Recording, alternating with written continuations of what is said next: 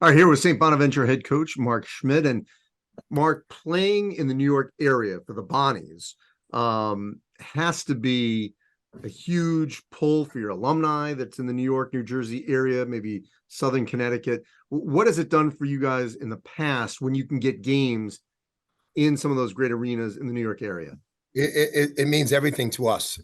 Basketball is really, really important to this university, and we're the front porch. And when we're able to go and play in these arenas that we're playing in, especially the Barclays Center, Madison Square Garden, all our alums, most of our alums that have been very successful are working in New York City.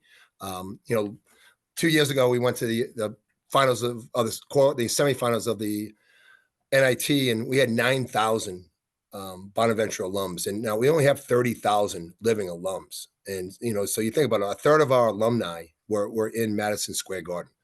So that just helps, with fundraising, especially now with this NIL stuff. Being able to get down to New York is special for us, and even going to Fordham. We play Fordham, and 3/4 of the arena is Bonaventure people. So it's really, really important. And there's no question, no secret, getting Power Five, Power Six schools to come to Olean is almost impossible.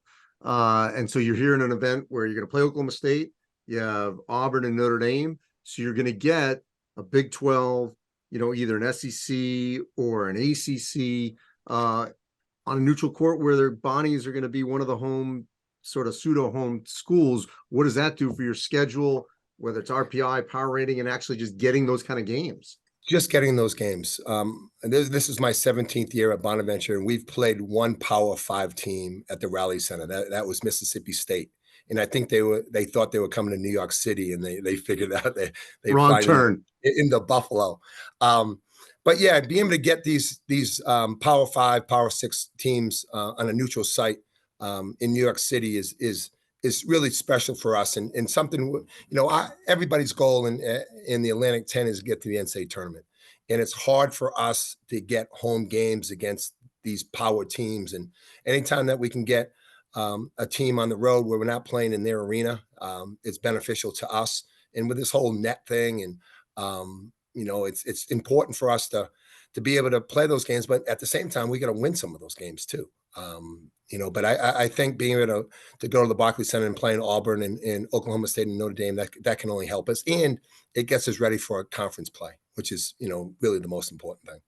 To that point about good wins in the non-con, last year we would hope was an anomaly with one bid out of the A10. Yeah. How critical is going to be November, December to change that narrative?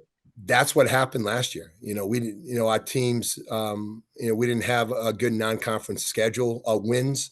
We played good teams. We just didn't win. So it's important. I think there's only going to be 6 at-large bids, so, and there's a lot of leagues that are trying to get those bids. And, typically we've had 2, 3, 4 of them. At one time we had 6. And you're right, we only had 1 last year. So it's paramount that we get some good non-conference wins in our league. All right. So for those that hadn't seen you guys, what can they expect from this group? I know the roster management is the constant term here. It's the new term. What did you put together where you feel like this is a squad that can compete near the top of the A10? Yeah, 2 years ago we lost everybody, to the portal. NIL hurt us. And then we brought in our whole philosophy was trying to get, we don't have a lot of NIL money. So we try to get lower level kids that have had success. So we get like a Darrell Banks from St. Peter's and a Kyrell Luke, who was a freshman of the year in the Patriot League, and Chad Benning from Morgan State. And we had a decent year last year. We ended up 8-10 in our league, 14-18. Not, what we're used to doing. But the positive thing is now those guys, they couldn't leave. Because they could, I guess they could have tried to leave, but, thank God the NCAA is not giving a lot of, second transfer eligibility. So our top 6 guys are back. So now practices are a little bit easier. We can put in a little bit more stuff. And then we went into the portal and got a Noel Brown from George Washington, a big kid that can back up Chad Benning. We brought in Micah Edwards, from Cincinnati. He was a 4-year starter at Cincinnati. then we brought in Chucky Pride from Bryan, who scored 1,600 points. So I think the way the programs are going now, you can't win with a young team. It's just impossible. You need a veteran team, and you need to, somehow, some way use the portal to your advantage. We got hurt 2 years ago.